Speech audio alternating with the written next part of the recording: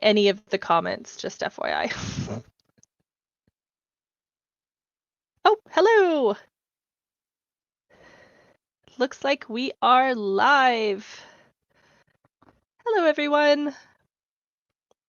My name is Bekah Brinkmeier, and I am here for your author pep talk today. I am our resident, resident hype woman, I think is what I've been referred to as. I'm also the coach here at Team Plancer. It is so delightful to see everyone today. Let's talk about imposter syndrome.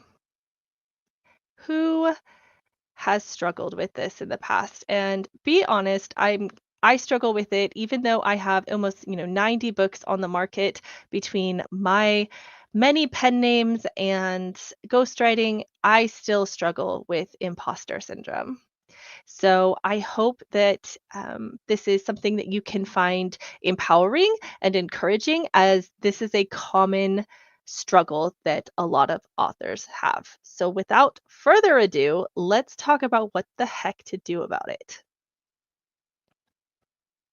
I love it when the animation works. Okay, so one of the things that you'll hear a lot when talking about imposter syndrome is that it's time to embrace first draft mentality. And first draft mentality is sometimes referred to as the trash draft. Sometimes it's just purging everything from your brain onto the draft. But here's the thing. I don't want you to just apply this to the actual act of writing. You need to apply that same grace to your entire life, your career, your growing success, and even just you. We are creators, right? We love to tell stories. As authors, we wouldn't send our very first draft with no editing out into the world. And I don't know why we expect from ourselves that we must immediately know how to do something at an expert level. That feeling that you get sometimes that I'm not good enough, I'm just going to be found out as a fraud. If people really knew that I am not cut out for this, what would they think of me? Who's had those thoughts before? I mean, I have. So that is imposter syndrome. Those are the lies whispered in your ear. You're always listening, especially when you're feeling insecure about something, especially when you're like, I don't know how to do something. You'll hear those little whispers. And I want you to embrace that you, the writer, you, the author, are always in a first draft stage. You are always growing. You are always learning. There is no magical moment where you suddenly become this perfectly polished, fully formed author being. I'm sorry. I wish there was. I wish that there was a day that we could schedule far in the future, or perhaps next week, where you're like, today I am going to wake up and I am going to be everything that I have been working towards, and everything is going to be perfect all the time. So far, I've been doing this for 15 years. That day hasn't appeared as just a single day transformation. Instead, I have embraced this path, this journey of always learning, always growing, and sometimes messing up. And that's not just okay, that's the entire point. That gnawing feeling of discomfort, that nagging worry that you don't know enough or aren't enough. Think of that as the rough notes for your next amazing chapter. Seriously, it means you're pushing past your comfort zone, you're evolving, and you're brave enough to step into bigger shoes. And trust me on this, all of us that are considered established authors are still scribbling out crazy notes, figuring out our own first drafts as we go. You are exactly where you're supposed to be, and you are experiencing what so many other creative people experience. And I don't want you to let those tiny little whispers convince you otherwise. You are meant to be here. Okay. This is my second tip for this quick little pep talk. And this is actually one of the biggest lessons I've learned. It is a game changer for me when I am battling imposter syndrome. And it's going to be redefining what success looks to me. And for me, it's not a finish line, it's a moving horizon. So many of you, brilliant, fresh voices, unique ideas, I think you fall into a trap, and I've fallen into this trap as well, that you believe that the concept of success with your writing is a fixed destination. Does that sound familiar to some people? For some reason, the comments just disappeared, so I can't see you, but I'm going to trust. I know Catherine is on, that there are comments happening. Maybe that fixed destination for you to define success was hitting a bestseller list. Maybe it's winning an award. Maybe it's reaching a certain level of income. And what happens after that? So, for a lot of people, if they have a fixed definition of what success looks like to them, when you hit one of those milestones, that imposter voice immediately comes back and starts whispering, okay, that was pure luck. Now what? You definitely can't replicate that. And that is brutal. It's a self-inflicted wound. I have done these things. I have hit the USA Today bestseller list. I have won awards for my writing, and I reached a certain income that allowed me to write full time. All of those things, if I had a fixed um, definition of success, would be like putting an end mark there. And at the time when I hit that, I was paralyzed. The first time I hit the list, I was paralyzed. I was so euphorically excited. And then the next week, I couldn't write anything for a week because I was like, oh God, what if I never do it again? What if this was a fluke? And I had to I had a very grateful to my community. I had some great author friends who kind of sat me down and gently whacked me upside the head and said, this is just a stop on your journey. Because success, especially in the arts, isn't a finish line that you just cross and you're there. It's a constantly shifting horizon. And I think that's really cool. So I don't want that to be intimidating. I want that to be really cool. There's always something that we can do. It's the pure joy of nailing a perfect sentence. That can be a success. It's the unexpected connection you make with a single reader. I have a file folder in my drawer full of notes from, and I printed off comments that people have left based on my work. And that is I call it like my fuel. You know how I send out the writer's fuel during Novel 90? Well, that is my writer's fuel. That is reminding me why I do this. And honestly, I love all of the perks, but knowing that I was able to impact someone in their life, that to me is success. That someone took time out of their day not only to read my book, but they didn't to go hunt me down on the internet underneath one of my pen names, find a way to contact me and tell me that my book gave them joy. To me, that is a definition of success. There's the deep satisfaction personally that you get when you finally finish a book that's been giving you the business. I don't know about you, but I have a few books that were like pulling teeth to get out. So this is something so exciting. There's the process of creation, right? The quiet, often unglamorous act of showing up at the page day after day. Showing up is success. And it is, in fact, not glamorous. I don't know where this image, I saw the, I guess it was on Threads or something, that someone is like, I bet authors are just looking so fabulous when they're writing. And it's like, actually, I think I mostly resemble like some sort of feral raccoon. The dark circles, real. The hair piled up, like 3 days unwashed. The sweatshirt I stole from my husband, there's likely Cheeto dust somewhere here, and approximately 27 beverages.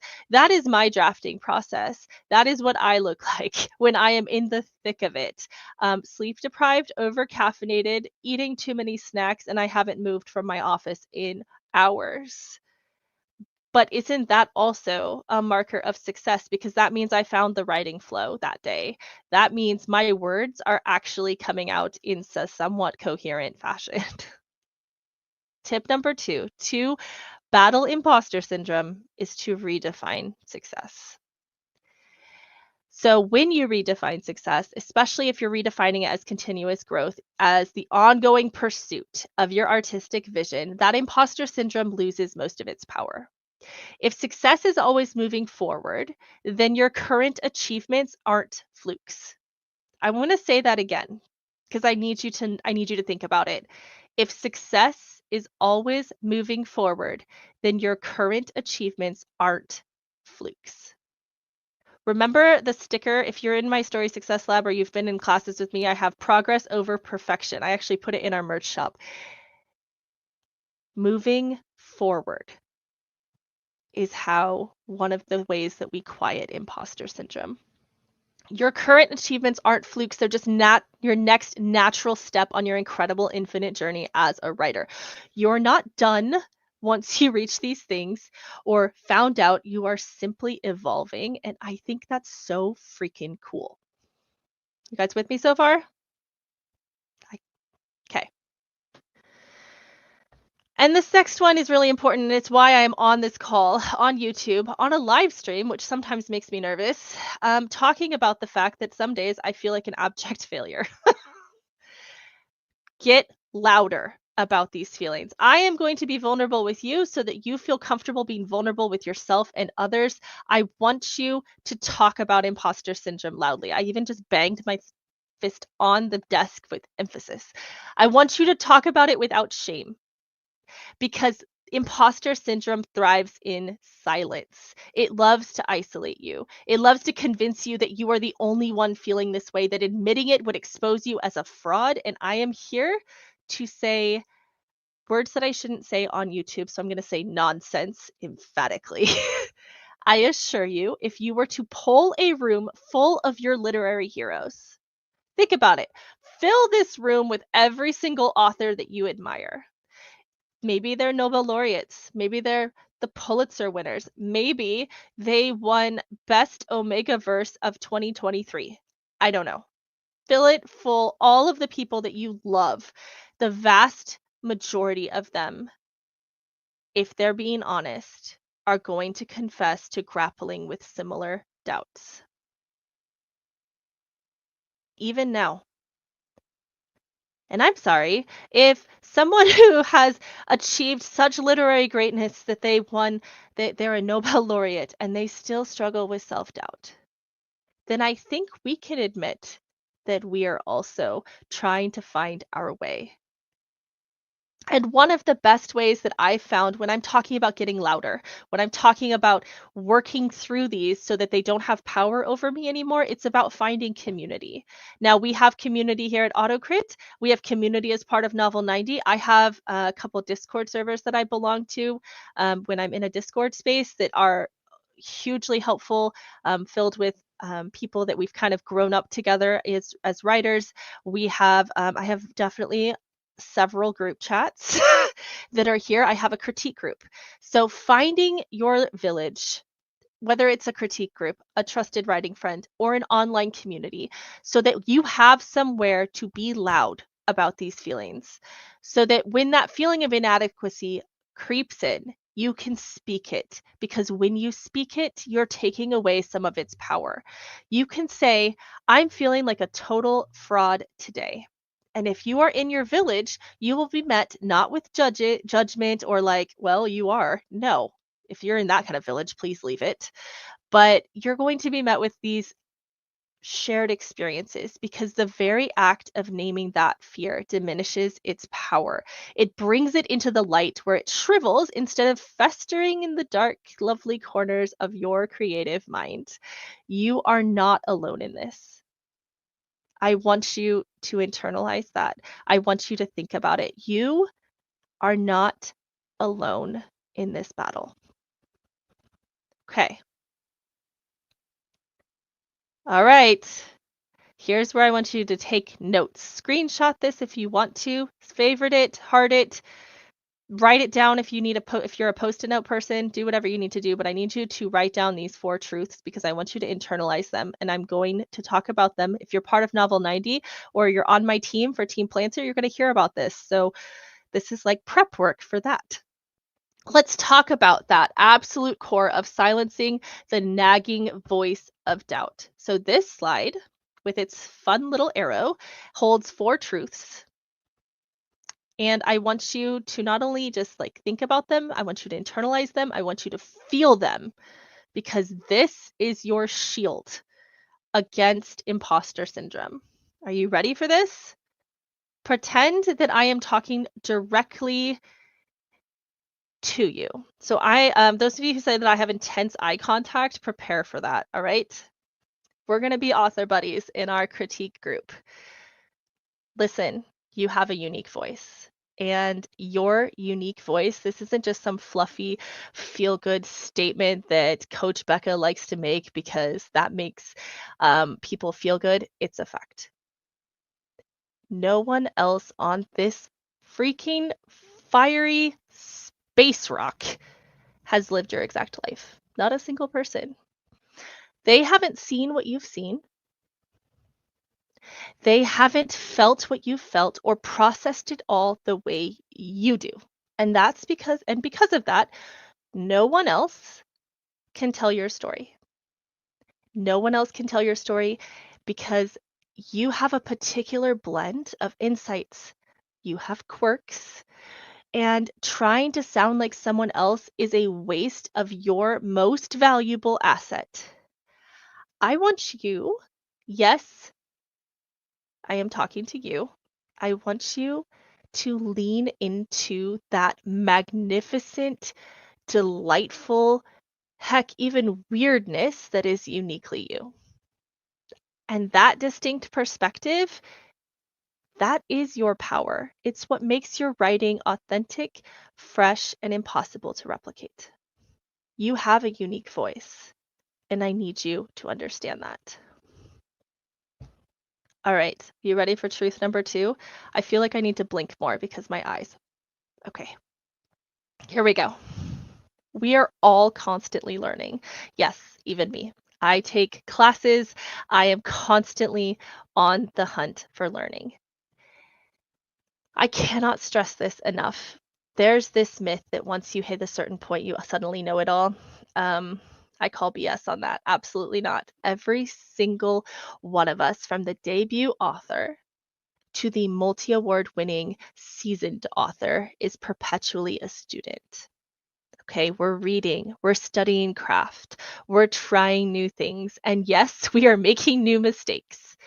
I want you to think about each challenge, every tricky scene, every character that makes you want to rip your freaking hair out or theirs, every piece of feedback that is at least relevant to your work. I want you to see that as an opportunity to grow.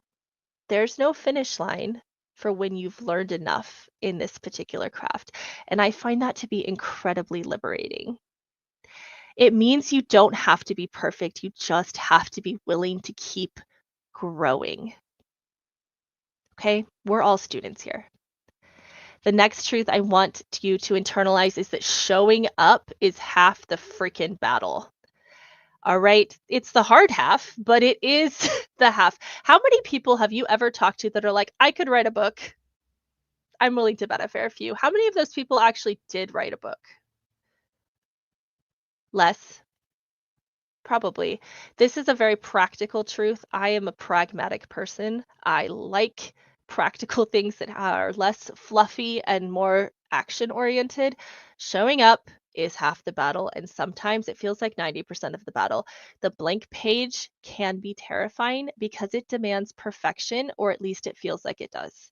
But the act of simply sitting down, opening your laptop, picking up your pen, picking up your microphone to start dictation and putting words down, even if they're messy, even if you feel like they're awful, that's a huge victory because you showed up and you did the thing. Consistency, even in imperfection, builds momentum. And we've been talking about momentum a lot. It builds discipline, and momentum is what carries you through the doubts, through the hard days, and eventually to a completed draft. I don't want you to sit and wait for the perfect inspiration and the perfect environment and the perfect situation to write. I want you to show up for your story and for yourself. And if you need someone to give you that permission to show up, please allow me to be that person. Your story needs you, so show up for it. And finally, I have a love-hate relationship with the word journey. I feel like it's overused, but it's also deeply appropriate for this. So please bear with me if you also have a love-hate relationship with the word journey. So I'm going to use it here. Your journey and your stories are valid and worthy.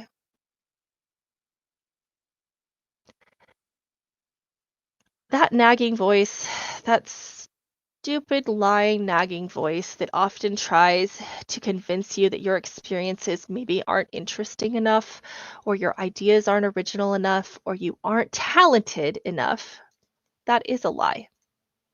Your unique perspective, your voice, your lived experience, these are inherently valuable.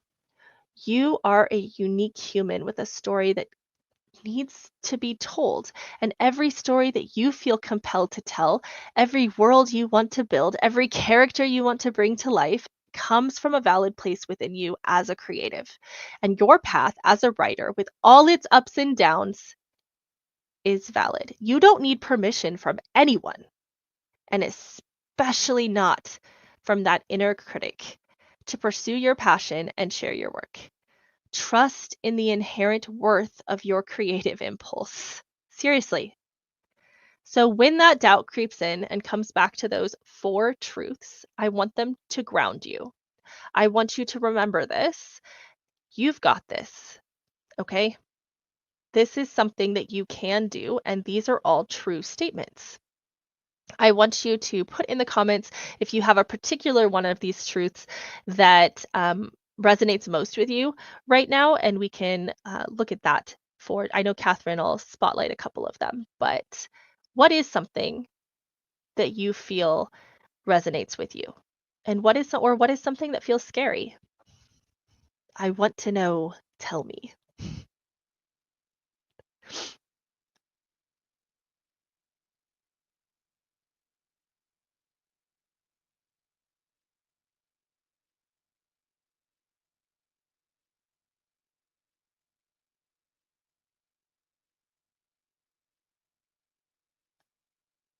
Yeah, showing up is hard.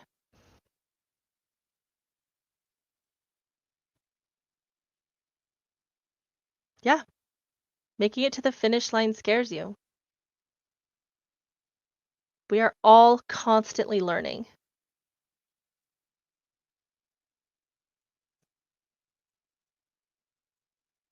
See? You are worthy.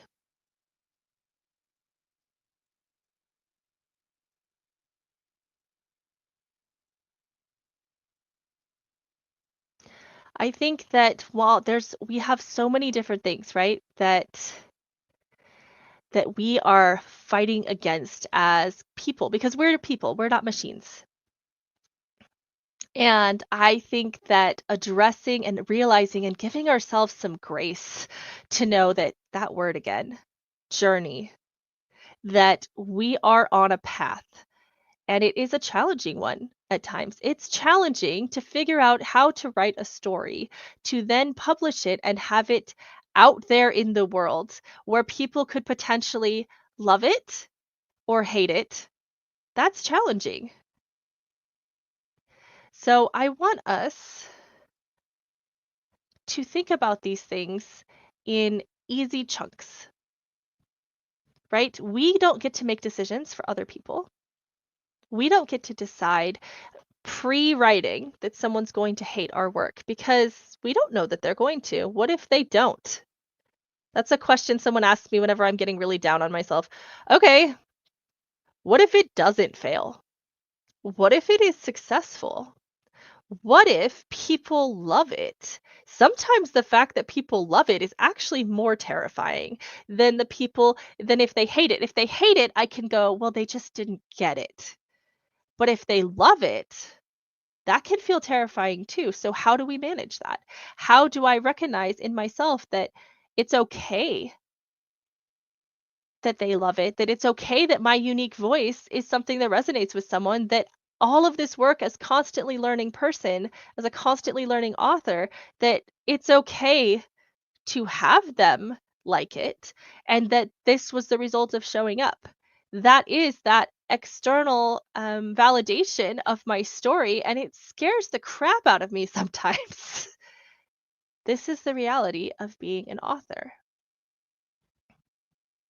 Okay, here's the absolute truth though. You absolutely unequivocally can do this. I know it might feel like a monumental task. Maybe if you like imagery, you're standing at the base of a giant mountain. I'm in the Pacific Northwest, so our mountains are sometimes volcanoes. Maybe you're standing there, staring up at it, going, I feel like this is not a good idea. But every single successful person that you admire, every author whose words have moved you, every creative who has brought something wonderful in the world started right where you are now. They had doubts, they faced setbacks, and they had days, probably many of them, where they wanted to throw in the towel. It's true. This is not new information. Your unique path and what makes you is what makes you you. What makes you believe that you can't do this? Is it a lack of experience? Well, the best way to get experience is to try, to do it, to practice, to learn. Is it a fear of not being good enough? Who defines what is good? Is it the feeling that you don't have all the skills yet? Maybe it is. Maybe you have places that you need to brush up on, and that's okay. There is that famous quote, and my goodness, I forget who it's attributed to, so I'm going to have to go back and look it up. But we can edit a bad page, but we can't edit a blank page. None of us arrive fully formed. Your journey is unique and it's unfolding exactly as it needs to. Every stumble is a lesson. Every moment of confusion is just a sign that you are growing and pushing past your comfort zone. And you, I believe, personally, have an innate capacity for growth and learning, for creating. And I want you to trust that. Trust your ideas and trust your instincts. And most importantly, trust in your own resilience. Because the fact that you're even asking that question, that you're seeking out this author pep talk, tells me that you have the drive, the desire, and the core belief within you. So I want you to shake off that doubt as much as you can. I know that it's hard. I want you to at least think about shaking it off if it's too hard to shake it off today. And I want you to take a deep breath, a big chest breath. I want you to know that you can do this. This is something that is possible for you. And so, the next time imposter syndrome starts whispering nasty little lies in your ear, I want you to talk back. I want you to tell it why. Because if you challenge those thoughts that you are having, they often can't hold up to it.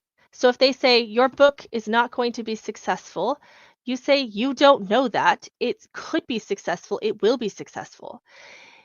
You've got this. You deserve to be here. Your story is valid, and I believe in you. So that I made it as per usual, slightly over my allotted time, but thank you for sharing it with me. I want you to go forth and write. And as a reminder, if you haven't started in Novel 90, you have an opportunity to write in community, have regular pep talks, accountability sessions, all of these things. It's free, it's fun, and we're waiting for you. So go sign up. And with that, let me stop this. Hold on. That concludes your pep talk. I hope that this was helpful. I want you to